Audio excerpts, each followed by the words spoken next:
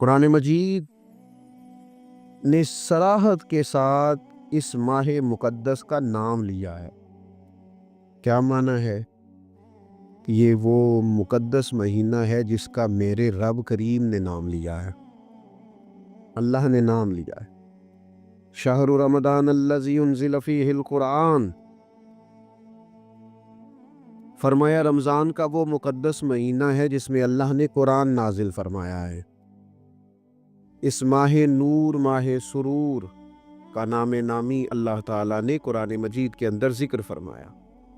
حضرت سلمان فارسی رضی اللہ تعالیٰ عنہ ارشاد فرماتے ہیں کہ شعبان المعظم کا آخری دن تھا، اگلے دن رمضان شروع ہونے والا تھا کہ رسول پاک علیہ السلام نے ہمیں رمضان کی فضیلت پر خطبہ ارشاد فرمایا۔ آپ اس بات کو غور سے سمجھیے کہ ایسا مہمان جس کے آنے سے پہلے اس کی فضیلت بیان کی جا رہی ہے، اور فضیلت کون بیان کر رہا ہے؟ امام الانبیاء صلی اللہ تعالی علیہ وسلم۔ یہ صرف ہمارے دلوں کے اندر، امت کے دلوں کے اندر اس ماہ مقدس کی فضیلت کو اور اس کی عظمت کو بٹھانے کے لیے کہ پوری طرح تم اپنے ذہن میں اور اپنے دل میں ایک بات بٹھاؤ کہ ایک عظمتوں والا مہینہ تم پر سایہ فگن ہونے والا ہے، عظمتوں والا۔ حضور نے ایک دن قبل اس کی فضیلت بیان۔ ہمارے ہاں یہ ہوتا ہے کہ ہم کسی چیز کی اہمیت کو لیتے ہیں لیکن سمجھتے ہیں کہ یہ کوئی روٹین ورک ہے، یعنی نارملی ہر سال رمضان شریف آتا ہے، اپنے وقت کے حساب سے چاند بدلتا ہے اور اپنے وقت پر رمضان شریف آ جاتا ہے۔ ہم سمجھتے ہیں کہ یہ مطلب روٹین کا ایک معاملہ ہے، ایک روٹین کی چیز ہے۔ لیکن اگر آپ اس کو اس نظر سے دیکھیں گے نا کہ اس مہینے کے آنے سے پہلے، یعنی ابھی ایک دن بعد آنا ہے رمضان کو، اور آنے سے پہلے حضرت سلمان فارسی فرماتے ہیں کہ نبی پاک نے ہمیں باقاعدہ بلا کے خطبہ دے کے رمضان کی عظمت ہمارے دلوں میں بٹھا، یعنی فکری طور پر اور ذہنی طور پر امت کو تیار کیا۔ فرمایا تم پر ایک ایسا مہینہ سایہ فگن ہونے والا ہے جو مبارک ہے تمہارے لیے، باعث برکت ہے تمہارے لیے۔ تم اپنے آپ کو ذہنی طور پر تیار کرو کہ ایک ماہ نور تمہارے قریب آ رہا ہے۔ جو رمضان، اسلامی عبادات جتنی بھی ہیں نا، وہ مخصوص پوجا پاٹ نہیں۔ اسلامی عبادات میں سے کوئی عبادت بھی ایسی نہیں جس کا مقصد ہی ہو کہ آپ نے اتنے وقت سے لے کر اتنے وقت تک فلاں عمل کرنا ہے۔ جتنی بھی عبادات ہیں اسلامی، وہ اپنے دامن میں کوئی نتیجہ رکھتی ہیں، کوئی رزلٹ رکھتی ہیں، اس کے ثمرات انسانی زندگی پر مرتب ہوتے ہیں۔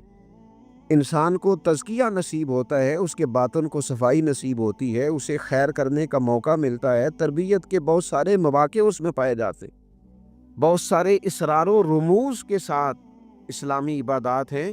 یہ جو رمضان المبارک ہے نا، یہ جو روزہ ہے، یہ روزہ اپنے دامن کے اندر تربیت رکھتا ہے، تربیت۔ یا ایھا الذین آمنوا کتب علیکم الصیام کما کتب علی الذین من قبلکم لعلکم تتقون۔ اے ایمان والو، تم پر روزے فرض کیے گئے جیسا کہ تم سے پہلے لوگوں پر بھی فرض کیے گئے تھے تاکہ تم تقوی اختیار کرو۔ روزہ تمہیں پرہیزگار بنائے گا، تمہارے اندر سے جو نفسانی چیزیں ہوں گی انہیں نکالے گا، اور اللہ تبارک و تعالیٰ کی طرف تمہارے دل کا رجحان ہوگا، تمہاری روح کا رجحان ہوگا، تمہیں تزکیہ دے گا۔ روزہ انسان کی تربیت کرتا ہے، انسان کو روزہ ذہنی طور پر تیار کرتا ہے کہ اللہ کے حکم کے مطابق کھانا ہے، اللہ کے حکم کے مطابق پینا ہے۔ سب سے بڑا مسئلہ اس دور کا رزق کے حلال کا حصول ہے اور حرام سے اجتناب ہے۔ تو روزہ ہمیں یہ سبق پڑھاتا ہے کہ ہم وہی کھائیں گے اور اسی وقت کھائیں گے جو کھانے کا ہمیں ہمارے رب نے حکم ارشاد فرمایا ہے، اور جسے اللہ رسول منع کر دیں گے جتنی مرضی چمک دمک اپنے دامن میں رکھے، جتنی مرضی، لیکن ہم وہی لیں گے جو ہمارے لیے جائز ہے۔ آپ غور فرمائیے، روزہ لعلکم تتقون، روزہ تمہیں پرہیزگار کرتا ہے۔ بہت سارے لوگ ایک بات کرتے ہیں کہ عادتیں نہیں بدلی جاتی یار، کوشش کرتا ہوں لیکن میری عادت نہیں تبدیل ہوتی۔ میں آپ کو ایک رائے دینے لگا ہوں، مشورہ دینے لگا ہوں، میں آپ سے یہ عرض کرنے لگا ہوں کہ موقع آیا ہے رمضان شریف کا۔ رمضان میں نا بندہ روٹین میں اپنی عادتیں بدلتا ہے۔ کسی کو سویرے 7 بجے کھانے کی عادت ہے، کسی کو 9 بجے کھانے کی عادت ہے، کوئی صبح ناشتہ نہیں کرتا، دوپہر میں ہی کھاتا ہے۔ لیکن رمضان آیا تو عادت بدل گئی۔ 7 بجے والا بھی نہیں کھا رہا، 9 بجے والا بھی نہیں کھا رہا، دوپہر والا بھی نہیں کھا رہا، سارے سحری میں کھا رہے ہیں۔ عادت بدل گئی، بالکل طبیعت بدل گئی، روٹین چینج ہو گئی۔ کوئی اٹھ رہا تھا صبح فجر میں، اللہ کی توفیق سے، اللہ تعالیٰ معاف فرمائے، تو کچھ ایسے بھی تھے جو 9-10 بجے اٹھ رہے تھے، کچھ الحمدللہ فجر پڑھ کے چلو کسی وجہ سے پھر سو گئے، 10-11 بجے اٹھ رہے تھے، روٹین بدلی ہوئی تھی۔ رمضان آیا تو بدل گئی، سارے سحری میں اٹھ رہے ہیں، تہجد کے وقت سب کی آنکھ کھل رہی ہے، بالکل روٹین بدل گئی، حالات بدل گئے، معاملات تبدیل ہو گئے، اوقات تبدیل ہو گئے، دفاتر کے ٹائم تبدیل ہوئے، اسکولوں کے نظام تبدیل ہوئے، مدارس کے اوقات تبدیل ہوئے، ہر چیز کے اندر تبدیلی آئی۔ معنی کیا ہے کہ اللہ نے تمہیں موقع دیا ہے کہ عادتیں بدلی جا سکتی ہیں، اپنے آپ کو تبدیل کیا جا سکتا ہے، لائف سٹائل کو چینج کیا جا سکتا ہے۔ یہ موقع آیا ہے، ایک مہینہ ہے پورا، 2-3 دن 4 دن آپ کی روٹین بگڑ جائے نا سونے کی، یعنی روٹین سے ہٹ کے آپ سونا جاگنا شروع کر دیں تو پھر وہی روٹین بن جاتی ہے، پھر اسی ترتیب سے انسان سارے کام کرتا ہے۔ تو رمضان میں روٹین چینج ہوگی، سارے تہجد میں اور سحری میں اٹھیں گے، تو اللہ کرے نا یہ روٹین قائم رہے۔ رمضان میں تو اٹھتے تھے سحری کرنے کے لیے، تو اللہ کرے روٹین بن جائے اور سارا سال اٹھے تہجد کی نماز ادا کرنے کے لیے، اللہ کرے روٹین بن جائے، چیزیں تبدیل ہو جائیں۔ وہ لوگ جن کو ڈاکٹر کہہ رہے تھے کہ دوائی بھی کھانی ہے اور پرہیز بھی کرنا ہے، تو وہ کہہ رہے تھے جی دوائی کھانا تو آسان ہے، پرہیز کرنا مشکل ہے، تو بدلنے لگی ہے نا روٹین، آ گیا نا رمضان، پرہیز کا ٹائم شروع ہو گیا، لہذا بہترین فائدہ یہ ہوگا کہ رمضان میں پرہیز ہوگی، ڈائٹ پلان بالکل بنایا جا سکتا ہے، اس میں چیزوں کو بالکل مرتب کیا جا سکتا ہے۔ تو رمضان شریف کے آنے سے پہلے ذہنی طور پر اپنی عادات کی تبدیلی کا پروگرام بنائیں، عادتیں بدل جایا کرتی ہیں۔ رسول کریم دنیا میں آئے وَيُزَكِّيكُمْ، حضور تزکیہ کرنے تو آئے ہیں، عادتیں بدلنے تو تشریف لائے ہیں۔ نبی پاک نے صفائی ستھرائی کر دی، ساری ناپاک چیزوں کو نکال دیا۔ تو روٹین دیکھیں کہ رمضان میں تقوی کے حصول کے لیے اپنی عادات کو تبدیل کرنا ہے، اور اس کے لیے ذہنی طور پر اپنے آپ کو تیار کرے۔ وہ جو کہتے ہیں بچے سویرے نہیں اٹھتے، ان کو وہ روٹین بنا لیں، یہ موقع آیا ہے، ابھی سے ارادہ کر لیں کہ جناب ہم نے اس ترتیب سے اپنے گھر کو، ماحول کو، بچوں کو اس ترتیب سے ہم نے مرتب کرنا ہے چیزوں کی، یہ آپ ارادہ کریں، اللہ تعالیٰ مدد فرمائے گا۔ رمضان المبارک کی جو خاص فضیلت ہے، اس خاص فضیلت کو رمضان آنے سے پہلے ذہن میں بٹھا لیں، اور رمضان المبارک پورے کا پورا اس ذوق سے گزاریں کہ ذہن میں بات موجود ہو، ذہن میں، کہ دراصل رمضان کیا ہے۔ اللہ کے پیارے رسول صلی اللہ تعالی علیہ وسلم نے فرمایا، اے لوگو تم پر ایک عظیم المرتبت مہینہ سایہ فکن ہو رہا ہے۔ حضور فرماتے ہیں شہر مبارک، فرمایا یہ بڑا برکت والا مہینہ ہے، یہ برکتیں لے کے آیا ہے، یہ رحمتیں لے کے آیا ہے، یہ اپنے ساتھ عنایات لے کے آیا۔ اور نبی اکرم صلی اللہ تعالی علیہ وآلہ وسلم نے فرمایا جو بندہ بھی قرب الہی کی نیت سے رمضان میں نیکی کا طلبگار ہوگا، فرمایا وہ اگر نفل نیکی کرے گا نا تو اللہ تعالیٰ اسے فرض کے برابر ثواب عطا فرمائے۔ اور حضور علیہ الصلوۃ والسلام فرماتے ہیں جو اس مہینے میں ایک فرض ادا کرے گا اللہ 70 فرضوں کے برابر اجر عطا کرے گا۔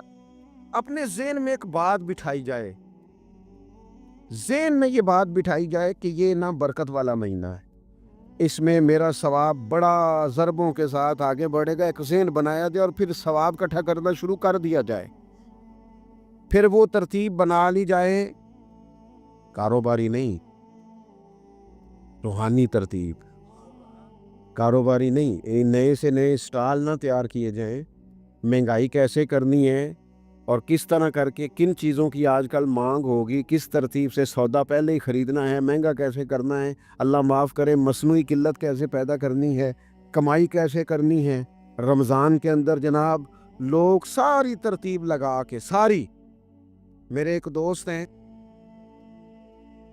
میڈیکل کے شعبے سے وابستہ ہیں، تو مجھے کہنے لگے کہ ڈاکٹر بھی اپنی روٹین بدلتے ہیں اور معدے والی ساری دوائیاں بھی اکٹھی کر لیتے ہیں کیونکہ رمضان آنے والا ہے، یہ زیادہ لوگ استعمال کریں گے۔ تو وہ ماحول نہ پیدا کریں کہ ہر چیز دنیا داری ہو جائے، ہر چیز دنیا داری نہیں، ہر چیز کو ایک نیا روپ دے دیا جائے اور نیا سے نیا مال کمانے کا سلیقہ بنایا جائے۔ میں اکثر کہا کرتا ہوں کہ رمضان تو اس لیے تھا نا کہ اس میں کم کھانا ہے، تھوڑا کھانا ہے، لیکن اگر بندہ کہے کہ میں نے صبح کا چونکہ کھایا نہیں لہذا اب شام کو اتنا کھانا ہے کہ ہفتے سے پہلے ڈاکٹر کے پاس بھی جانا ہے، میں نے وہ سارا پوری کرنی ہے روٹین، تو پھر وہ مقصد کو نہیں نہ سمجھا، پھر اس نے اس خوبصورتی کو نہیں پایا جو خوبصورتی اس کو دین دینا چاہتا تھا۔ ایک تو رمضان کی فضیلت کو سمجھنا، اور پھر جب ہم روزہ دار ہیں، ہم نے روزہ رکھا ہوا ہے، تو نبی پاک علیہ السلام نے خود اس مفہوم کو کھول کے بیان کیا، فرمایا جس بندے نے جھوٹ نہیں چھوڑا، گناہ نہیں چھوڑا، گویا غیبت نہیں چھوڑی، بدی نہیں چھوڑی، تو اللہ کے محبوب علیہ السلام فرماتے ہیں پھر اللہ تعالیٰ کو اس کے بھوکا پیاسا رہنے کی تو کوئی ضرورت نہیں، کیونکہ لعلکم تتقون، تقوی اختیار کرنا تو روزے کا مقصد تھا، اور اگر اس نے وہ بات کو سمجھا ہی نہیں، استاد کے لیے صرف استاد ہو جانا ہی ضروری نہیں، اس کو پھر اپنے منصب کا لحاظ کرنا بھی ضروری ہے کہ میں استاد ہوں۔ والد کا صرف والد ہو جانا ہی کمال نہیں، اس کو پھر اس منصب کے تقاضوں کو بھی سمجھنا چاہیے کہ اب میں ایک باپ ہوں، اب میں روٹین میں وہ آزاد نہیں ہوں کہ جہاں میرا جی چاہے گا جاؤں گا، جہاں میری طبیعت چاہے گی میں کھاؤں گا، جہاں میرا دل کرے گا میں وہ کام کروں گا۔ اب آپ سرپرست ہیں، سربراہ ہیں، انسان دیکھیں نا، ایک شخص ہے وہ عالم ہے، اب علم پڑھ لینا صرف کمال نہیں، وہ اپنے منصب کو بھی تو سمجھے نا، اس منصب کے وقار کو، اس کے لحاظ کو بھی تو سمجھے نا۔ ایک آدمی اگر عمر رسیدہ ہے، بڑا ہے، بزرگ ہے، اور وہ چاہتا ہے کہ میری بزرگی کی وجہ سے میرا اکرام کیا جائے، تو اسے اپنے منصب کا بھی لحاظ کرنا پڑے گا۔ اس کو حضرت سعد ہی فرمایا کرتے تھے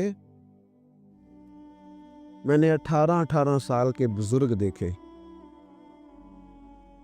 اور میں نے 75 سال کے بچے دیکھے۔ حضور کیا مطلب؟ فرمانے لگے عمر ہو گئی لیکن اپنے منصب کا خیال نہ کیا، عادات بچوں والی رہی، اور فرماتے میں نے ایسے لوگ دیکھے جن کو شروع وقت میں ہی اللہ والوں کی صحبت نصیب آئی، تو وہ جو بزرگی ہے وہ پھر عمر کی وجہ سے نہیں ملی، وہ اللہ نے علم اور عمل کی وجہ سے عطا فرمایا۔ تو اپنے منصب کا لحاظ کرنا کہ میرا یہ منصب ہے، اسی طرح جب ہم نے روزہ رکھا ہوا ہوگا نا تو پھر ہم نے اس منصب کا بھی لحاظ کرنا کہ میں روزے دار ہوں، پھر خالی بھوکے پیاسا نہیں رہنا۔ رسول پاک صلی اللہ تعالی علیہ وآلہ وسلم نے پتہ ہے روزے دار کی فضیلت کیا بیان فرمائی؟ اللہ کے محبوب صلی اللہ تعالی علیہ وسلم فرماتے ہیں کہ رب فرماتا ہے ابن آدم کا ہر عمل اس کے لیے ہے، روزہ میرے لیے، اور فرمایا میں خود جزا دوں گا روزے کی، میں خود جزا دوں گا روزے کی۔ اور حضور فرماتے ہیں روزہ ڈھال ہے، جو شخص روزہ دار ہو وہ بےہودگی سے، فحش گوئی سے اجتناب کرے، اور اللہ کے محبوب صلی اللہ تعالی علیہ وسلم فرماتے ہیں اگر کوئی شخص اسے گالی دے، اگر کوئی شخص اس سے جھگڑا کرنا چاہے تو پتہ کیا جواب دے؟ اسے کہے بھئی میں روزے دار ہوں، میرے منصب کا تقاضا نہیں کہ میں تیرے ساتھ الجھوں۔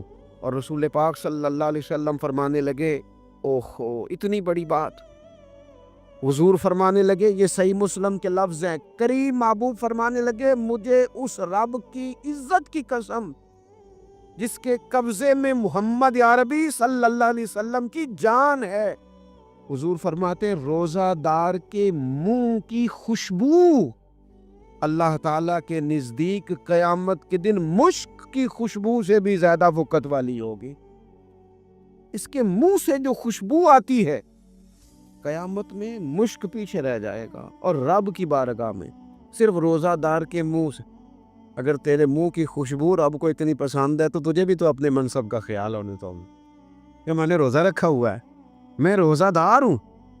اور میرے نبی پاک علیہ السلام کے یہ دو لفظ ہیں نا، وہ صوفیاء ہیں نا، اللہ کے نیک بندے جو ساری زندگی تڑپتے رہے کہ کبھی یہ حقیقت منتظر نظر آنا لباس مجاز میں، کبھی مالک ایک دفعہ کبھی تیرا جلوہ ملے، کبھی یہ حقیقت منتظر نظر آنا لباس مجاز میں، لاکھوں سجدے تڑپ رہے ہیں میری جبین نیاز میں، اور جو ساری زندگی کہتے رہے کہ ہم تو عمر دراز مانگ کے لائے تھے 4 دن، 2 آرزو میں کٹ گئے، 2 انتظار میں، کہ دیکھو انہیں انعام ملنے لگا ہے۔ جو اس کی راہ کے سوالی تھے، جو اس کے رستے کے مسافر تھے، جو اسے پانا چاہتے تھے، جو اس کی دید کرنا چاہتے تھے، جو اسے ملنا چاہتے، میرے رسول پاک علیہ السلام نے فرمایا روزہ دار کو 2 خوشیاں ملیں گی۔ ایک خوشی اس وقت ملتی ہے جب وہ افطار کرتا ہے، اور فرمایا ایک خوشی اس وقت ملے گی جب وہ اپنے رب سے ملاقات کرے گا، جب وہ اس سے ملے گا تو اس وقت روزہ دار کو خوشی ہوگی۔ میرے دوستو، خوشی تو جو ہوگی سو ہوگی، لیکن یہ لفظ بڑے حسین نہیں کہ روزہ دار کی رب سے ملاقات ہوگی، یہی لفظ بڑے با کمال نہیں۔ ایک روایت میں تو یہ ہے نا کہ روزہ میرے لیے ہے، میں اس کی جزا دوں گا، اور ایک روایت میں یہ ہے کہ روزہ میرے لیے ہے اور رب فرماتا ہے میں خود روزے کی جزا ہوں، یعنی باقی نیکیوں پر ثواب ملے گا، روزہ رکھنے والے کو رب رحمان ملے گا۔ نبی اکرم صلی اللہ تعالی علیہ وسلم کے امت کے صوفیاء نے نا کچھ چیزوں کو بڑا کھولا ہے۔ عارف رومی کہتے ہیں کہ ایک دن نا محمود غزنوی نے خزانوں کے دروازے کھول دیے اور فرمایا بھئی میں نے آج ہر چیز کھول دی ہے، جو جس چیز پہ ہاتھ رکھے گا وہ اسی کی ہو جائے گی۔ لوگ دوڑے، کوئی سونے کی طرف، کوئی چاندی کی طرف، کوئی جائیدادوں کی طرف، کوئی خزانے کی کنجیوں کی طرف، کوئی بڑے بہترین گھوڑے اور اونٹوں کی طرف، لوگ دوڑ گئے، جو جس پہ ہاتھ رکھے گا اسی کا، سب بھاگ گئے۔ ایاز بیٹھا ہے، نہ وہ حسن میں رہی شوخیاں، نہ وہ عشق میں رہی گرمیاں، نہ وہ غزنوی میں تڑپ رہی، نہ وہ خم ہے زلف ایاز میں، وہ لذتیں کہاں۔ ایاز چپ کر کے بیٹھا ہے۔ پھر محمود نے ایاز کی طرف مخاطب کر کے کہا ایاز اٹھنا نہیں، آج لوٹ سیل لگ گئی ہے، جو جس چیز پہ ہاتھ رکھے گا اسی کی۔ ایاز کہنے لگا بات پکی ہے نا؟ تو محمود خوش تھے، موڈ بڑا اچھا تھا، کہا بالکل پکی ہے۔ تو ایاز کہنے لگے چلو ٹھیک ہے۔ ایاز اٹھے، پیچھے سے جا کے نا تو محمود کے کندھے پہ ہاتھ رکھ دیا، محمود کے کندھے پہ ہاتھ رکھا۔ محمود کہنے لگے یہ کیا بات کا، آپ سے میں نے پوچھا تھا بات پکی ہے، جو جس پہ ہاتھ رکھے گا اسی کا نا۔ تو تھوڑی دیر پہلے مسکراتے چہروں میں آنسو آ گئے، ایاز بھی روئے تو محمود بھی روئے۔ کہا بادشاہ پکا رہنا، وہ جن کو خزانے چاہیے تھے وہ دوڑ گئے، مجھے تو چاہیے۔ لنگ کئی مہینے تے برس گئے تے تیری دید نو دیدے ترس گئے، تیری تو ملے گا۔ تو پھر کہا محمود نے، اس نے کہا میں وعدہ کر چکا تھا، بس ٹھیک ہے، باقیوں کے خزانے اور میں تیرا طے ہو گئی۔ فرمایا باقی نیکیوں پر ثواب ملے گا، روزہ رکھنے والے کو رب رحمان ملے گا، اللہ کا قرب ملے گا۔ دیکھو نا، وہ خاص انسان کو کیفیت حاصل ہوتی ہے روزے میں، رب کے ہونے کا یقین۔ وہ جو صوفیاء کہتے ہیں نا مراقبہ کرو، وہ نصیب ہوتا ہے۔ یعنی کسی کو کیا پتا ہے اس کا روزہ ہے کہ نہیں، اکیلا ہے نا گھر میں، فریزر بھرا ہوا ہے، نہیں نہ کھاتا، کیوں؟ اسے پتا ہے میرا رب میرے ساتھ ہے، میرا رب مجھے دیکھ رہا ہے۔ بس یہ تصور توحید پکا ہو جاتا ہے رمضان، تو پھر اللہ تبارک و تعالیٰ کی بھی خاص رحمت اور کوئی خاص ہی اعزاز۔ حضور فرماتے ہیں جنت کے کئی دروازے ہیں، ایک باب الریان ہے، اس سے صرف روزہ دار گزریں گے۔ آواز ہوگا روزے والے آ جاؤ، وہ آ جائیں گے، فرمایا اس خاص دروازے سے گزرو، جب گزر جائیں گے تو فرمایا بند کر دو بھائی، اور کوئی نہیں گزرے گا یہاں سے، دروازہ ہی مخصوص ہے، ان کا اعزاز ہی ذرا زیادہ ہے۔ تو میرے عزیز، رمضان شریف کے اندر وہ منصب کا بس خیال رکھیں کہ میں روزہ دار ہوں، اس احتیاط کے ساتھ۔ اور دوسری جو رمضان کی چند عبادات ہیں نا، سب سے پہلی تو میں عرض کروں گا تراویح کے حوالے سے، یہ بات یاد رکھ لیں کہ نبی پاک علیہ الصلوۃ والسلام نے فرمایا جس نے ایمان اور احتساب کی نیت کے ساتھ رمضان میں قیام کیا، اللہ اس کے پچھلے سارے گناہوں کو معاف فرما دے گا۔ اور ایک مقام پر نبی پاک صلی اللہ تعالیٰ علیہ وسلم نے بیان کیا، یہ مشکات میں موجود ہے، حضور فرماتے ہیں رمضان اور قرآن دونوں قیامت کے دن بندے کی شفاعت کریں گے۔ رمضان کہے گا یا اللہ میں نے اسے دن بھر کھانا کھانے سے باز رکھا، اور تیری بارگاہ کے حکم کے مطابق اس نے اپنے آپ کو ان چیزوں سے بچا کے رکھا۔ اور قرآن کہے گا مالک رات میں نے اسے نیند سے روکے رکھا۔ کیا مطلب؟ اس نے کھڑے ہو کے عبادت کی، اگرچہ اس سے مراد شارحین حدیث نے تراویح بھی لیا ہے، تہجد کی نماز بھی لیا ہے، صلاۃ اللیل بھی لی ہے، لیکن میرے عزیز یہ خاص ربط ہے قرآن مجید کے ساتھ تراویح کا۔ مسنون ہے رمضان کی راتوں میں قرآن مجید اور تراویح کا پڑھنا۔ اگر تھوڑی سی نا طبیعت میں صرف تبدیلی پیدا کی جائے، میں نے دیکھا ہے کہ جو لوگ کہتے ہیں نا میرا وقت بڑا قیمتی ہے، بڑی ساری جگہوں پہ آپ کو بیٹھنا پڑتا ہے، بیٹھیں آپ 2 گھنٹے بیٹھیں، 3 گھنٹے بیٹھیں۔ میں نے دیکھا ہے لوگ جاتے کسی دفتر میں تو رات کو ہی چلے جاتے ہیں، اس علاقے میں کھڑے ہیں، پاسپورٹ کے دفتر کھڑے ہیں، شناختی کارڈ کے دفتر کھڑے ہیں، امیگریشن کی لائنوں میں کھڑے ہیں۔ کچھ ذہن تو بنائیں کہ میں نے رات کھڑے رہنا ہے اور اپنے رب کی عبادت کرنی۔ تراویح کو ذرا ذوق سے آپ اگر تھوڑا ارادہ کر لیں گے نا، یعنی کوئی ایسا مشکل کام نہیں، میری تو رائے یہ ہے کہ پہلے 3-4 دن ذرا جم کے ذہن بنائیں، اور تھوڑا سا نا روٹین کو بدلنے کی کوشش نہ کریں۔ جس امام صاحب کے پیچھے تراویح شروع کریں، کوشش کریں ساری وہیں پڑھیں۔ روٹین بدلنے سے بھی سستی آتی ہے، ایک دن یہاں گئے، 2 دن وہاں گئے، تو یہ روٹین بدلنے سے بھی بعض اوقات سستی آتی ہے۔ کوشش کریں ایک جگہ پہ قرآن شریف سننا شروع کریں اور پھر پورا قرآن مجید وہیں پہ سنیں، اور تھوڑا ذہن بنائیں۔ میں نے دیکھا ہے ہمارے استاد صاحب اس طرح کیا کرتے تھے کہ بہت تھوڑا کھانا افطاری کے وقت، تھوڑا، اور ان سے کہا جاتا آپ بزرگ آدمی ہیں، اتنا کم کھانا کیسے نظام چلے گا؟ تو فرماتے تھے میں 1 چپاتی اور آدھی چپاتی کھا لوں گا لیکن تراویح کے بعد، اب اگر زیادہ کھانا کھاؤں گا تو طبیعت میں سستی آئے گی، میرے لیے کھڑا ہونا مشکل ہو جائے، سادہ سا کھانے کے ساتھ افطاری کی جائے گی۔ اور تراویح کے لیے اپنے آپ کو ذہنی کہاں ٹائم ملتا ہے سارا سال قرآن پڑھنے سننے کا، یہ تو اللہ نے موقع عطا فرمایا ہے، تو تھوڑا سا اگر دلچسپی پیدا کی جائے، بڑا سونا قرآن مجید پڑھا جاتا ہے مساجد میں، بچے بڑی خوبصورتی سے، تو اللہ کا شکر ہے جگہ جگہ پہ۔ اور مساجد کے علاوہ بھی میں نے دیکھا ہے ہم سے لوگ مطالبہ کرتے ہیں کہ ہماری فیکٹری میں رات کو بھی کام ہوتا ہے، اتنے سارے ورکر ہیں تو بچہ کوئی مل جائے قرآن شریف سنائے، فلانی جگہ بھی اتنے لوگ ہیں تو اگر موقع مل جائے، تو اگر تھوڑا ذہن بنایا جائے، شوق پیدا کیا جائے تو اللہ تعالیٰ فضل فرماتا ہے، انسان کو طاقت ملتی ہے کھڑے رہنے۔ ایک تو تراویح، روزہ، تراویح، اور تیسری بات ہے سحر اور افطار۔ یہ جو سحری اور افطار، یہودی جو تھے نا وہ سحری نہیں کرتے تھے، سحری کا نام و نشان نہیں تھا، روزہ رکھتے سحری نہیں کرتے۔ تو نبی پاک صلی اللہ تعالیٰ علیہ وسلم نے فرمایا ہمارے اور یہودیوں کے درمیان فرق ہی سحری کا ہے، اور نبی پاک صلی اللہ تعالیٰ علیہ وآلہ وسلم نے فرمایا سحری کھایا کرو، سحری کھانے میں برکت ہے۔ اور اگلی بات سننی آپ نے تو خوش ہو جانا ہے، سحری کو معمولی نہ سمجھے، سحری کرنا عبادت ہے۔ ہاں آپ مت سمجھے کہ میں روٹی کھا رہا ہوں، یہ تو میرے سامنے دہی رکھا ہوا ہے، یہ تو سالن رکھا ہوا ہے، یہ تو اچار رکھا ہے، تو چپاتیاں رکھی ہیں۔ سحری کھانا عبادت ہے۔